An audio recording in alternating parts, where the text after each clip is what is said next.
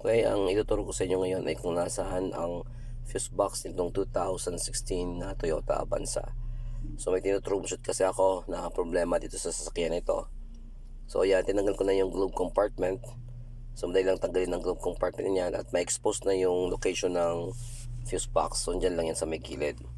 So yan, may ginagamit ako dyan na voltmeter. Yan na ginagamit namin para malaman kung may kuryente o wala na tumutuloy doon sa mga fuses. Malalaman din kung putok yung fuse.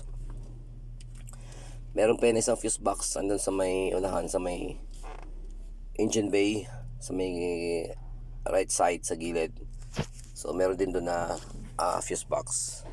Pero yung mga fuse para sa stereo, busina, so andyan yan nakasabay sa fuse box, andyan sa likod ng may globe compartment.